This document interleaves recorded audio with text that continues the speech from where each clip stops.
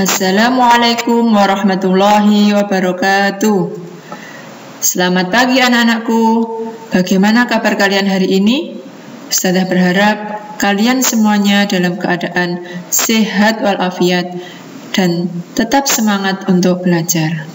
Anak-anakku, sebelum memulai pembelajaran hari ini, marilah kita awali dengan membaca basmalah. Bismillahirrahmanirrahim. Pada pembelajaran hari ini, kita akan mempelajari tema 1, subtema 3, pembelajaran 3. Mari kita amati bersama peta negara Indonesia. Dari peta ini terlihat bahwa wilayah negara Indonesia sebagian besar adalah berupa wilayah lautan. Dan dari peta ini juga terlihat bahwa negara Indonesia terdiri dari banyak pulau. Pernahkah kalian mendengar negara maritim? Apa itu negara maritim? Dan mengapa negara Indonesia disebut sebagai negara maritim? Mari kita pelajari bersama. Maritim adalah wilayah yang berhubungan dengan laut dan pelayaran. Kalau negara maritim, negara maritim adalah negara yang memiliki wilayah laut yang sangat luas dan memiliki banyak pulau. Kemudian, mengapa negara Indonesia disebut sebagai negara maritim? Negara Indonesia disebut sebagai negara maritim karena negara Indonesia merupakan negara kepulauan terbesar di dunia dan memiliki wilayah laut yang sangat luas. Kondisi geografis Indonesia yang kelautannya lebih besar dari daratannya tentu memiliki keuntungan. Apa saja keuntungannya? Kondisi geografis Indonesia yang kelautannya lebih besar dari daratannya memiliki keuntungan sebagai berikut. Yang pertama, sebagai jalur perdagangan dunia. Kemudian yang kedua, penambah devisa negara. Yang ketiga, sebagai destinasi wisata dunia. Yang keempat, perkembangan wisata sangat pesat. Dan yang kelima, sebagai pusat perekonomian dunia.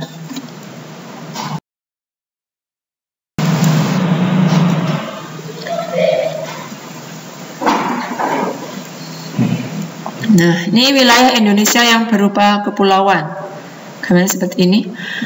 Kondisi geografis Indonesia sebagai negara maritim dan kepulauan menyimpan potensi yang besar dalam berbagai bidang, di antaranya dalam bidang ekonomi, sosial, budaya, dan transportasi. Potensi-potensi tersebut dapat menjadi modal yang penting dalam pembangunan nasional guna mewujudkan kesejahteraan masyarakatnya. Secara umum, dampak dari kondisi geografis Indonesia adalah sebagai berikut. Yang pertama, komunikasi dan interaksi penduduk menjadi lebih mudah. Yang kedua, terjadi pembauran, pencampuran, dan peleburan nilai-nilai antar pulau dan negara. Yang ketiga, terjadi perubahan perilaku masyarakat. Yang keempat, munculnya perkampungan etnis tertentu. Dan yang kelima, terjadi perpindahan ilmu pengetahuan dan teknologi. Sekarang kita akan pelajari dampak positif dan negatif yang ditimbulkan dari letak dan kondisi geografis Indonesia. Kita pelajari dulu yang dampak positifnya. Dampak positif yang ditimbulkan dari letak dan kondisi geografis Indonesia yang pertama adalah Indonesia berada di jalur lalu lintas internasional dan dapat terjadi transit jalur perdagangan dunia. Kemudian yang kedua, Indonesia yang terdiri dari banyak pulau membuat adanya keragaman budaya karena terdiri dari suku dan budaya, macam-macam suku dan budaya. Yang ketiga, keindahan alam dan budaya yang beraneka ragam merupakan potensi dalam bidang pariwisata. Sekarang kita lanjutkan dampak negatif yang ditimbulkan dari letak dan kondisi geografis Indonesia. Yang pertama, memudahkan negara lain mencuri ikan di perairan Indonesia. Kemudian yang kedua, sering terjadi bencana alam. Yang ketiga, sebagian besar wilayah Indonesia adalah lautan, sehingga pengawasan keamanan terhadap penyusupan sulit untuk dilakukan.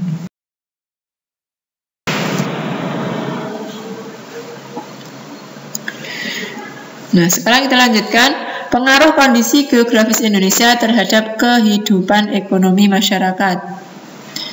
Kondisi geografis negara maritim dan kepulauan membawa banyak keuntungan bagi bangsa Indonesia. Cakupan wilayah yang sangat besar dan luas, tentu saja Laut Indonesia mengandung keanekaragaman sumber daya laut yang sangat potensial, baik hayati maupun non-hayati. Besarnya peluang ekonomi dari pemanfaatan potensi sumber daya laut yang sedemikian besar ini tentunya dapat memberikan kontribusi bagi kehidupan ekonomi masyarakat Indonesia. Kelompok masyarakat yang bisa merasakan langsung potensi kekayaan sumber daya kelautan ini adalah masyarakat yang berada di daerah pesisir pantai. Ada beberapa jenis pekerjaan yang berkaitan dengan pemanfaatan sumber daya laut. Di antaranya adalah nelayan, kemudian yang kedua berbagai sektor wisata, misalnya saja ada hotel, penyewaan perahu, dan penyewaan alat-alat permainan. Kemudian yang ketiga, pelayaran. Yang keempat, berbagai sektor usaha di pelabuhan. Yang kelima, pertambangan minyak lepas pantai, dan lain sebagainya.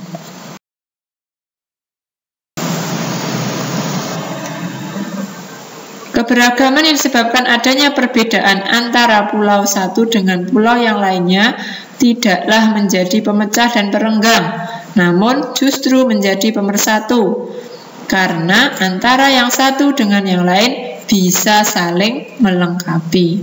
Hal ini sesuai dengan semangat persatuan dan kesatuan seperti pencerminan nilai-nilai Pancasila, khususnya Sila Persatuan Indonesia.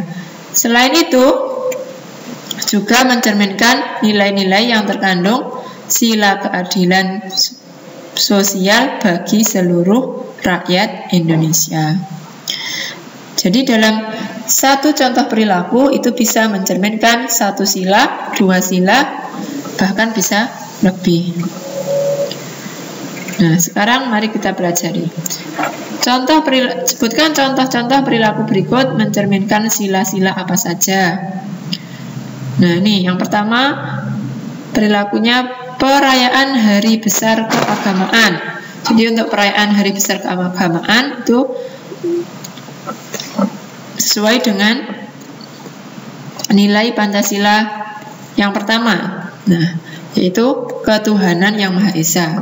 Tetapi selain mencerminkan nilai sila yang pertama, ketuhanan yang Maha Esa, perayaan Hari Besar Keagamaan juga mencerminkan nilai dari sila kemanusiaan yang adil dan beradab, persatuan Indonesia, dan juga sila keadilan sosial bagi seluruh rakyat Indonesia.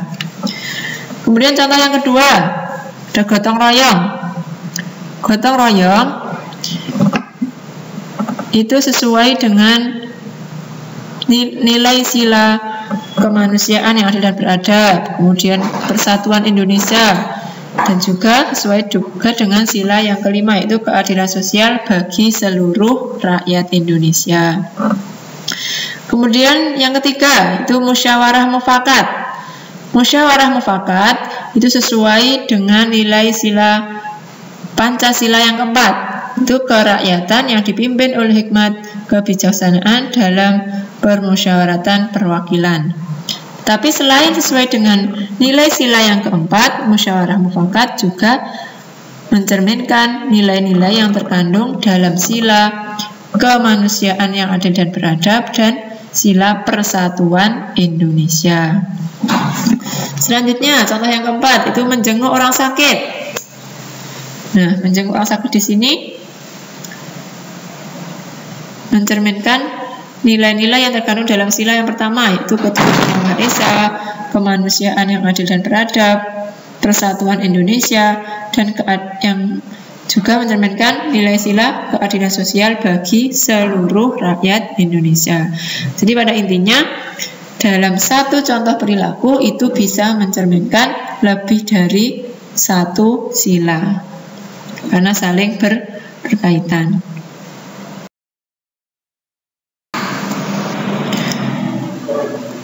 Nah, salah satu contoh pengambilan keputusan yang sesuai dengan nilai-nilai Pancasila adalah pelaksanaan musyawarah untuk mufakat. Apa musyawarah itu? Musyawarah adalah pembahasan bersama dengan maksud mencapai keputusan untuk menyelesaikan suatu masalah. Itu yang disebut dengan musyawarah. Kemudian mufakat. Nah, kalau mufakat adalah kebulatan pendapat atau suara dari peserta. Itu adalah mufakat. Lalu bagaimana jika mufakat atau kebulatan pendapat atau suara tidak tercapai?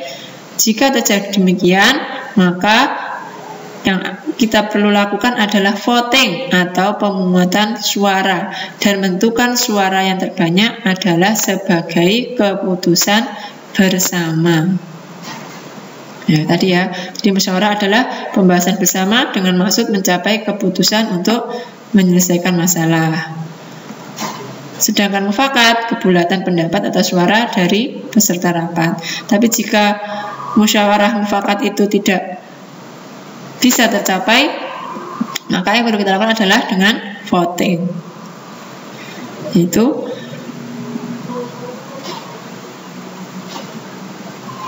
Dengan voting ya. Selanjutnya, contoh pelaksanaan musyawarah. Yang pertama, ini ada sidang komisi DPR. Kemudian yang kedua ada sidang tingkat desa. Kemudian kalau di sekolah, ya juga musyawarah di sekolah. Misalnya saja ketika kalian belajar, nah itu bisa kita diskusi, itu juga bagian dari musyawarah di sekolah. Musyawarah di kelas, ketika kalian teman-teman kalian belajar bersama, itu juga contoh pelaksanaan musyawarah.